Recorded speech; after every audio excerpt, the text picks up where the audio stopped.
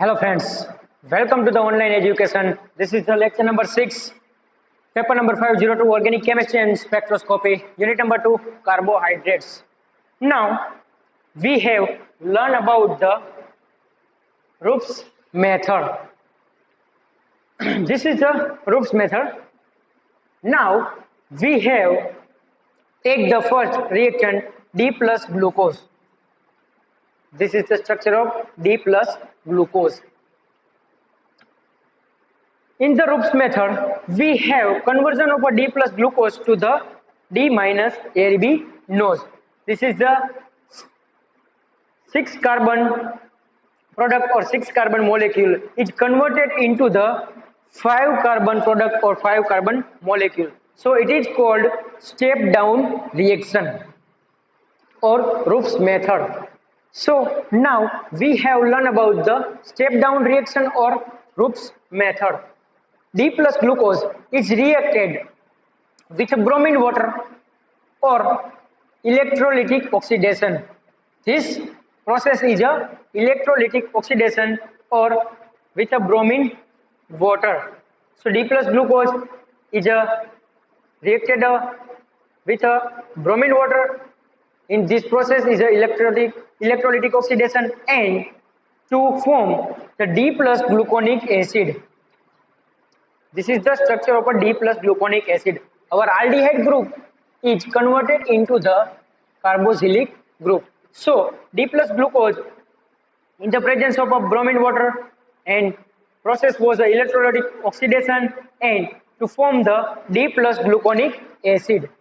Now D plus gluconic acid is reacted with the calcium acetate.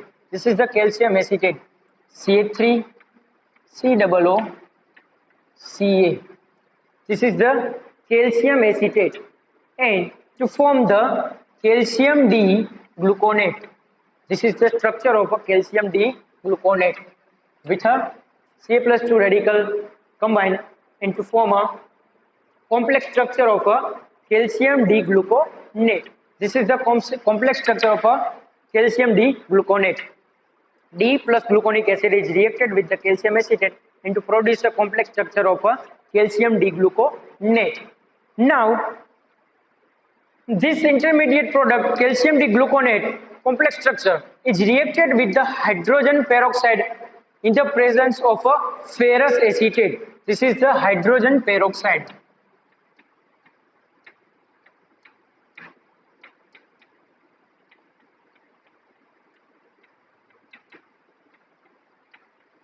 And this is the ferrous acetate.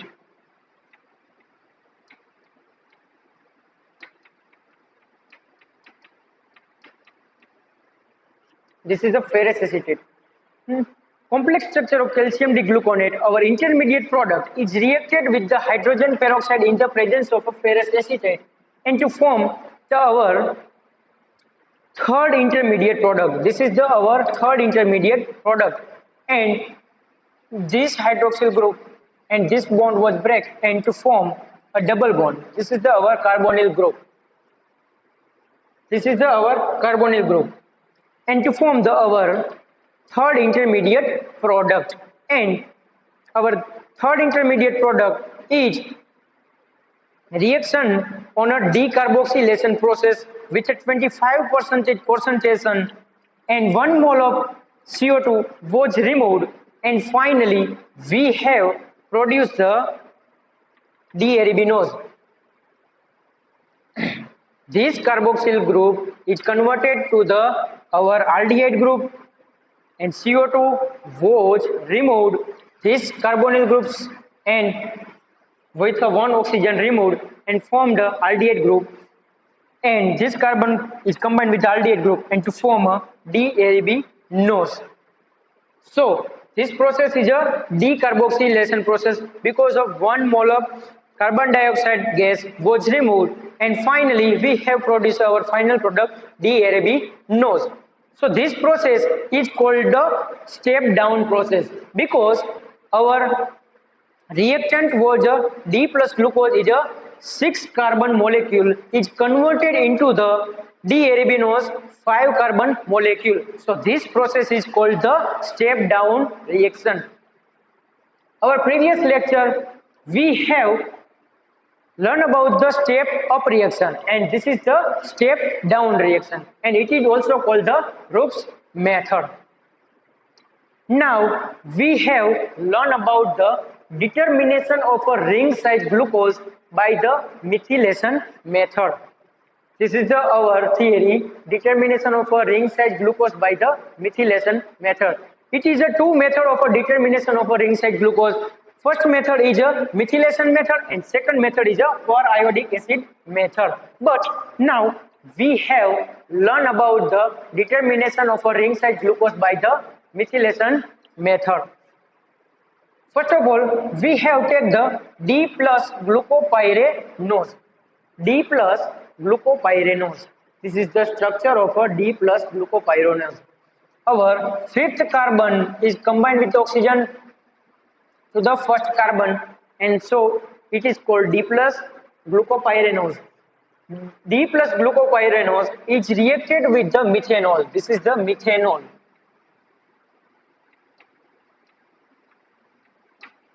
In the presence of a HCl, this is the hydrochloric acid, and this process is called the reflux process. This is the reflux process. We have learned about the practically in the practical lab what is the reflux. But here theoretical on base D plus glucopyranose is reacted with the methanol in the presence of a HCl on a reflux process to form the methyl D glucopyranose. Methyl D glucopyranose. This is our first intermediate product and second step of the reaction. This is the methyl D glucopyranose. This is the structure of a methyl D glucopyranose.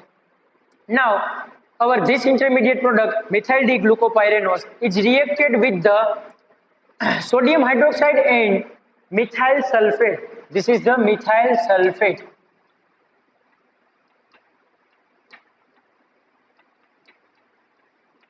And sodium hydroxide.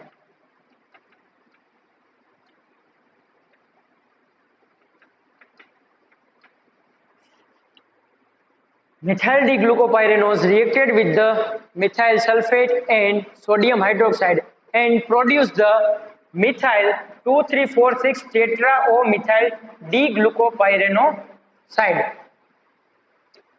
This is the methyl tetra-O-methyl D-glucopyranoside structure. This is the 1, 2, 3, 4. So 2, 3, 4, 6 tetra-O-methyl D-glucopyranoside. This is our second intermediate product, and this is the step number 3. Now, methyl 2,3,4,6 tetra-O-methyl D-glucopyranoside is reacted with the HCl, hydrochloric acid, and then this process is hydrolysis process into form a 2,3,4,6 tetra-O-methyl D-glucopyranose. 2,3,4,6. 2,3,4,6. So 2,3,4,6 tetra-O-methyl D-glucopyranose. This is the step number 4. Now 2,3,4,6 tetra-O-methyl D-glucopyranose is reacted with a bromine water in a temperature 90 degrees Celsius and to form the 2,3,4,6 tetra-O-methyl gluconolactone. We have formed the 2,3,4,6 tetra-O-methyl gluconolactone. 2, 3, 4 and 6. This is the tetra-O-methyl 2, 3, 4, 6 and gluconolactone. Which condition? So 2, 3, 4, 6 tetra-O-methyl D-glucopyranose reacted with a bromine water in a temperature condition 90 degrees Celsius. This is the hot condition, and to form the 2,3,4,6 tetra-O-methyl gluconolactone. Now this is our intermediate product 2,3,4,6 tetra-O-methyl gluconolactone is oxidation with the HNO3. This is the nitric acid.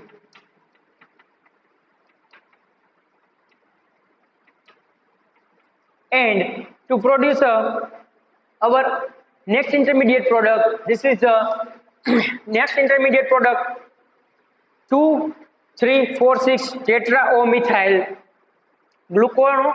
glucanose. This is the 2,3,4,6 tetraomethyl glucanose.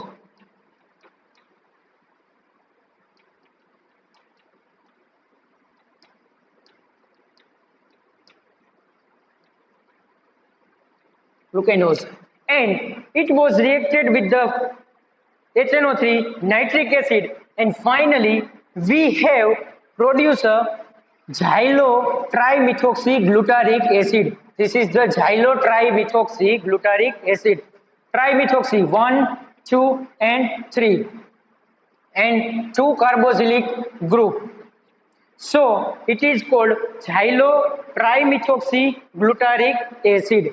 This is our final product, and this method is called methylation method, and theory is the determination of a ring size of a glucose by the methylation method.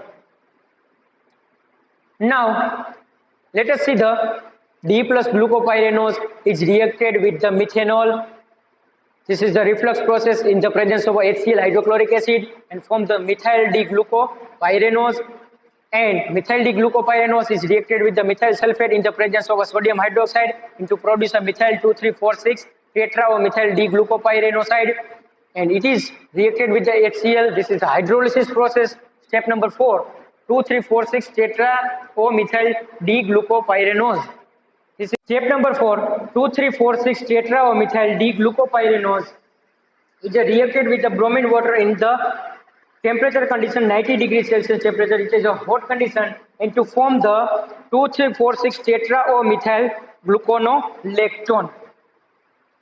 2,3,4,6 tetra or methyl gluconolactone is oxidation with the nitric acid, and to form the 2,3,4,6 tetra or methyl glucanose, and it is also oxidation with the nitric acid, and finally we have produced the xylotrimethylglutaric acid. This is our final product, and this reaction is the 7-step reaction, xylotrimethylglutaric acid. So it is the methylation method, determination of a ring size glucose by the methylation method. Two methods of the determination of ring size glucose. First method is methylation method, and second method is the periodic acid method. We will see the next lecture periodic acid method and also mutarotation. So today we have learned about the Rook's method or step down reaction and determination of a ring size glucose by the methylation method. So friends, you have a homework of a two theory, configuration of a D plus glucose and configuration of a D fructose. And also this chapter 2 theory left, the periodic acid method and mutarotation, and then this chapter is completed and we have learned about the determination of a ring size glucose by the periodic acid method and mutarotation, and then this chapter will be completed.